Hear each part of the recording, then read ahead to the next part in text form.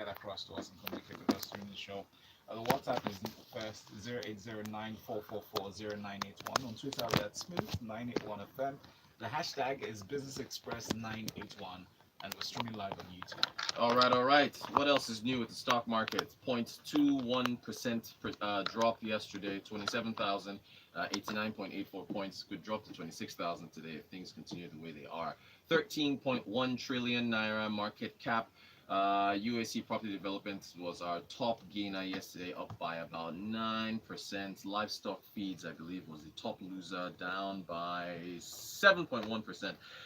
We had a question here from Ebenezer. I said this last week, but stories kept piling on and on. By the way, Valentine, here's an analogy for you with income and expenses. Yes, please. So if you look at the number of topics that we take on this show, and look at that as expenses, they've been rising.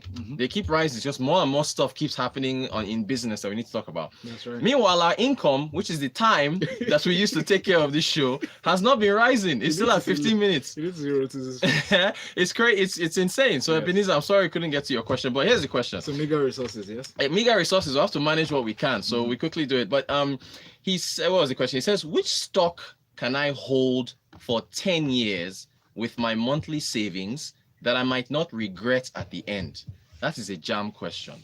Ebenezer is essentially asking me to take a crystal ball and look 10 years into the future and tell him which stock he can hold. Ebenezer, that's a tough question. I can't help you with that. I can look 10 years in the past and now see which companies are still around. Of course, your blue chip stocks are still around. Your GTBs, your Dangote Cements, your Nestle's. You know, they're still around, but I can't tell you who's going to be around in 10 years, bro. Tier one, your blue chip stocks, those names that I've mentioned, those are probably stocks that you can look at because they've weathered the storm. Looking ahead, look at the Dangote refinery that's coming on board. So there's Dangote Cement. Those type of stocks are ones that you can look at, but I can't look that far. But it will be very interesting to see where we are 10 years from now. Yes. as a nation. All right, so that's with that. Also, of course, contact a broker. Read a lot of reports, follow the markets, listen to this show, will help you out. We're still on this capital importation matter. We looked at it at a macro view, looking at the country at large. But today we're going to look at the states. And I tell you, Valentine, you want to guess which states got the most investments? Just pick two. Pick two states which you think got the most of the capital importation funds that came into Nigeria in the second quarter of the year. Lagos. No, but waiting. Abuja now. Look, really, Abuja? Out of the 5.8 trillion, okay. Out of the $5.8 billion that came in, Lagos got 4.1 billion. What's left? 70% of the amount that came in. Then the remaining was like Abuja got like 1.6 billion. So almost the entire money went to those two states. And then Dangote. Oh gosh, look, it's just it's a no-brainer, right? It's ridiculous. Okay, there's a story. I didn't pick this story to discuss, but apparently in Warri, which is where I hail from, they are now metering. They're supposed to be metering Warri now. One of the discos out there.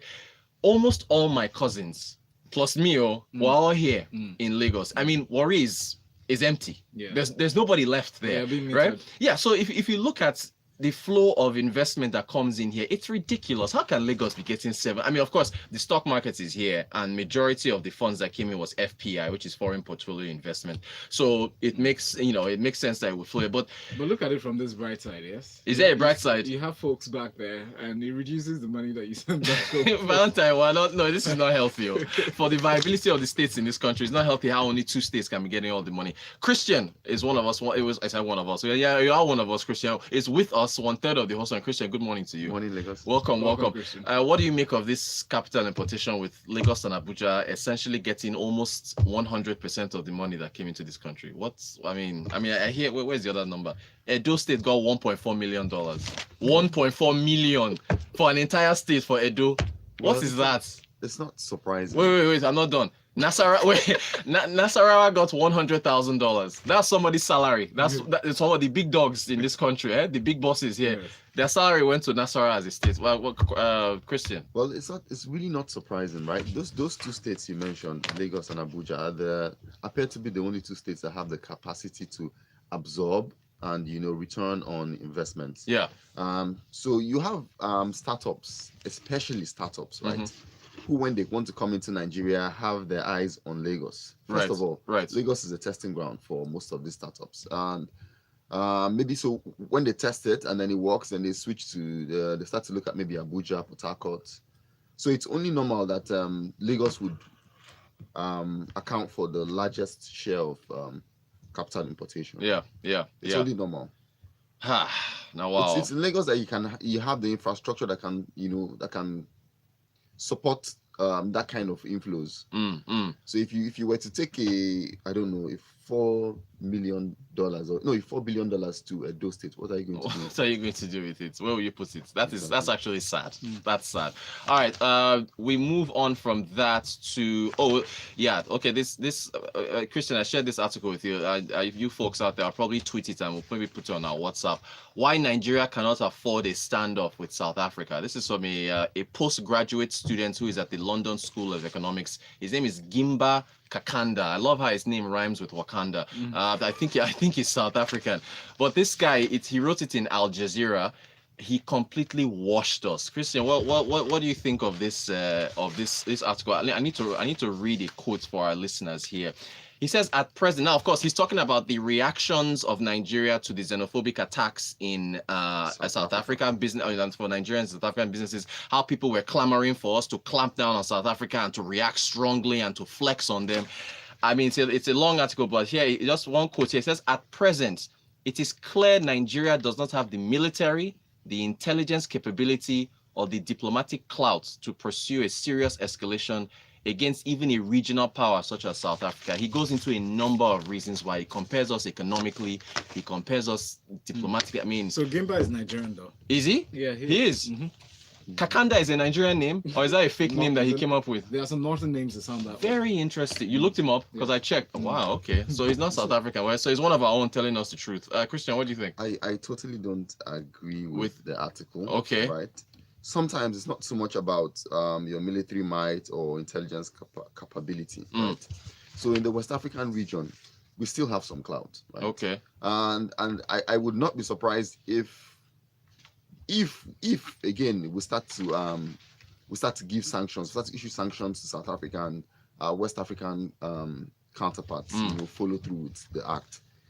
So there's something that comes with there's this feeling of comradeship, right? So if your allies, right, go in a direction, especially with economic sanctions, it won't be too far off for other South African nations to toe that line with us. Yeah. So if West Africa, right, should isolate South Africa and business, trades and all. Yeah.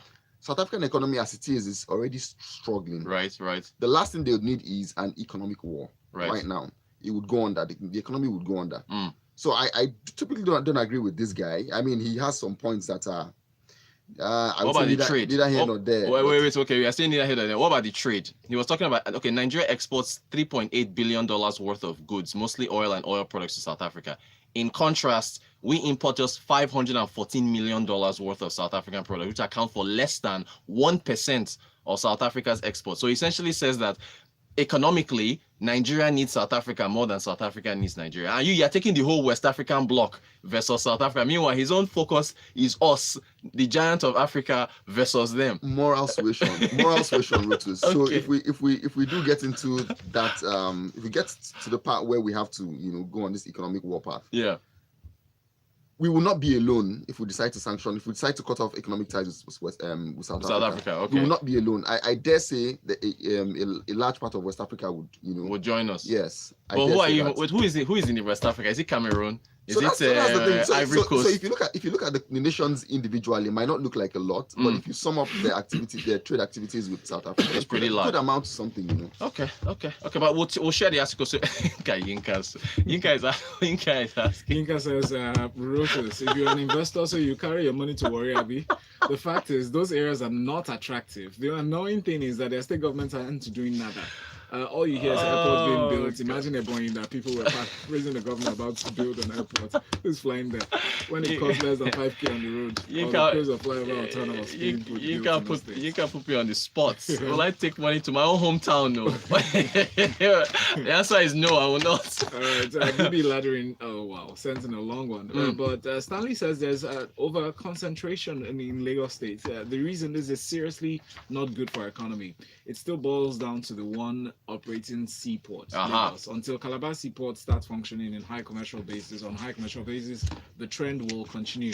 Benga says Gakanda should note that in terms of market, Nigeria has the largest in Africa. South Africa benefits economically from Nigeria, and they won't play with that. All right. You guys should read the article though, because those numbers are strong, bro. Yes, they are very strong. Strong numbers. We have a lot of messages. This one from Prince says Gimba is from Niger State. Okay. Thank you very much. Ibrahim says, can you identify what sectors the investments will affect the most? Why? Can you identify why sectors? Wait. What sectors?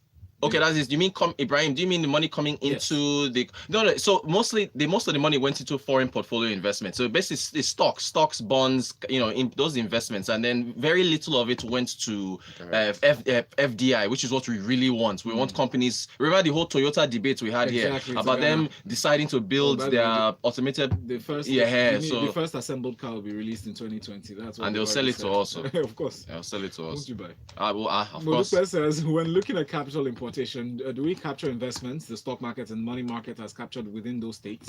If so, isn't that misleading, considering roughly 80% of the capital of it goes into stocks and portfolio investments? It's not about infrastructure, it's about the location of the NSC. Yes, Modupe, you are correct. As I said that earlier, since the stock market is located in Lagos, yeah. And Steven says money Rotus let Ebenezer increase his pension contribution, and he's short of guaranteed investments. Good point. That's advice. Good point. So many messages. Christian, real quick. The central bank removed the cap on interest rates for mortgage finance. I believe it was MPR plus 5%. Yeah. So MPR is 13.5, max of 5%. So 18.5 on mortgage. They now removed it so that they can negotiate more or open up the mortgage sector. Well, how do you see it? Yeah. So I mean, in the past, before now, right? If you went to take a mortgage, it was capped at MPR 0.5 plus 500 bips. That's 5%. Yes. What the CBN has done is to take away this cap. So primarily, the mortgage banks can choose to fix rates that they'll give the mortgage facilities out at. By implication, there are no limits to the interest rates you get to pay on mortgages. So it could be higher. Right? But I want to believe that those who already have mortgages running have some kind of agreement so that their rates are not going to be reviewed upwards. But if you're looking to tap into a mortgage now, you're looking at something that the mortgage banks would price in at what they call market, right? Okay. So it could be as high as 24, 25. The mortgage, that sector is comatose. It is terrible. I badly, and by the way, South Africa has a solid mortgage. I'm just pointing it out. So does Kenya. I badly want to be able to just put a small down payment and buy a house. So buy a house at 7 or 8%. It's really reflective of the broader. Yeah. It's a lot to ask, my man. So it's reflective of the market reality, right? So the mortgage banks, if you want them to give out 5%, where are they going to get the capital from? Right. You have like 9 trillion naira locked up in your pension assets. Right. It's not doing anything. The government is just borrowing that money. Right. You're doing whatever they want to do. Because I don't know what they're doing. They're doing whatever they choose to do with the money. Right. And then you have a huge housing deficit. Right. 17 million units or so. That money is not being utilized. It really should be. Right. It should make sense to let the public have access to that. Because it's long-term capital. Exactly. That's what we should be deploying to develop our mortgage, the mortgage sector. Solomon on Twitter says, as history is repeating itself with deals made behind closed doors, it's good this deal is brought to the public awareness. Still, we need transparency, accountability, and audits in the collaboration from A to Z. Talking about the FDI, foreign direct investments. Goke from UK says, I'll come home and buy one of this first set of Toyota SUVs assembled in Nigeria. We appreciate you, Goke, but he lives in UK. Why don't you move to Nigeria now? Let's start with that. Exactly. Well, Goke, we appreciate your message. Took says, I would want to know if if indeed there's a red flag on the GTB as regards the judgment in favor of that innocent thing is fake news. It is fake news. We dealt it down on the show. There's no judgment against GTB from innocent. Fake news. And Timothy says so. Basically, because SA is economically viable to Nigeria, we should allow genocide. No, we're not saying that. So Timothy, No. just to be clear, the article I'll share it. He's saying that Nigeria can't really flex on South Africa because economically we just don't have the might as to. See, very quickly.